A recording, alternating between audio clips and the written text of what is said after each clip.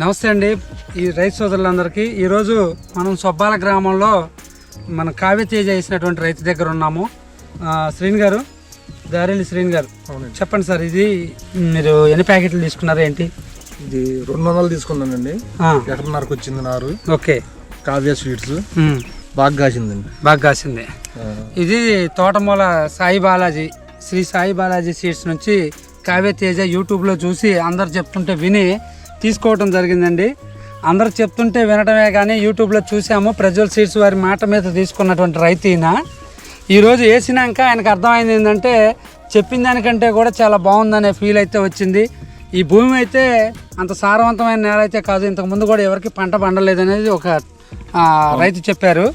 ఇప్పుడు ఈయన ఇది అసలు పండిద్దో లేదో అని చెప్పి రైతులు భయపెట్టాక కూడా ఆయన ఈ విత్తనాలు తీసుకొని RRR ప్లస్ కావ్య అనే ప్రజ్వల్ నుంచి తీసుకొని వేయటం జరిగింది. రెండు కూడా ఒక రేంజ్లో ఇరక్కొట్టి కాసాయండి. ఈరోజు జనవరి 31, 2026 సంవత్సరంలో ఉన్నాము. పై వరకు కూడా ఎక్కడ చూసినా గుత్తులు కాసింది. కాయ సైజు కానీ క్వాలిటీ కానీ 4.5 అడుగులు 5 అడుగుల వరకు కూడా ఎక్కడ తగ్గలేదు. ఏ చెట్టు చూసినా కూడా ఇది చూడండి, ఏ చెట్టు చూసినా ఇవాళ డేట్లో కూడా చూడండి ఎంతవరకు కూడా కింద నుంచి పైదాకా సైజు కూడా బాగుంది. కింద నుంచి పైదాకా సైజు బాగుంది. ఎంత వర్షాలకు కూడా తెగుళ్ళను తట్టుకొని నిలబడి కాసిందండి. ఈ వెరైటీ దాని సత్తా చూపించింది.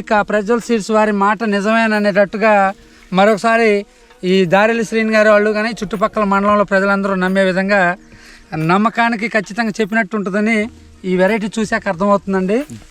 ప్రతి వెరైటీ RRR కానివ్వండి, మనీషా కానివ్వండి, 7777 ఇటు ప్రజ్వల్ సీడ్ నుంచి ఏ వెరైటీ వచ్చినా కూడా యూట్యూబ్లో మనం చెప్పింది నిజమే, 100% నిజం అన్నట్టుగానే ఫీల్డ్స్ అలాగే ఉన్నాయి. మన మండలంలో వేసిన ప్రతి రైతు కూడా చాలా సంతోషంగా ఉన్నారని ఆశిస్తున్నాము. ఇది నాణ్యత గురించి చెప్పాల్సి వస్తే కింద నుంచి కూడా పై వరకు కాయ ఒకటే యూనిఫామ్ సైజు ఉంది. ఈ రోజు డేట్లో కూడా మీకు పూత పింద అన్నీ కూడా అన్ని దశల్లో ఉంది. పచ్చికాయ ఉంది, పండు ఉంది, కాయ సైజు ఉంది.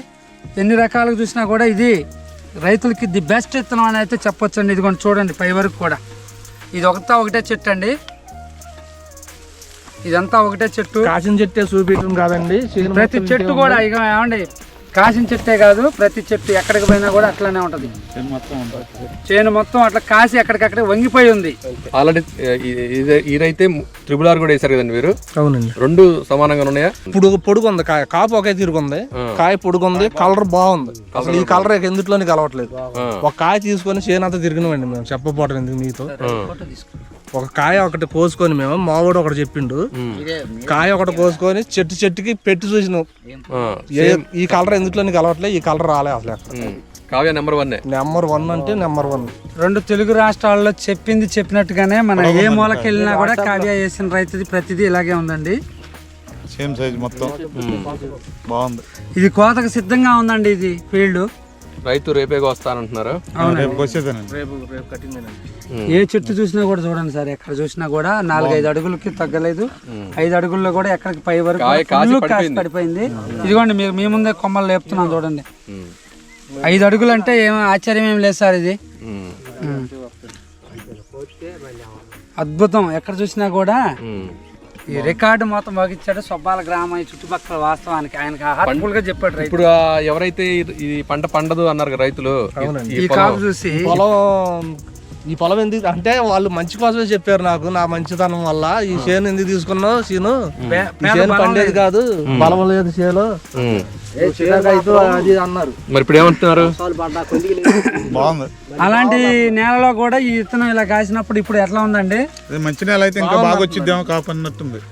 ఇది ఎర్రజేను కాబట్టి ఇట్లుందేమో, ఇంకా నల్లజేను అయితే ఇంకా బాగుంటది. ఇది ఓన్లీ ఎర్ర నేల కాబట్టి ఇక్కడ ఎక్కడా కూడా తోటలు అంత నాణ్యత లేవు. ఈ నేలలో ఈ సారవంతంలో కూడా బాగా వచ్చింది. బాగా వచ్చింది. ఇంకా బాగా వచ్చింది.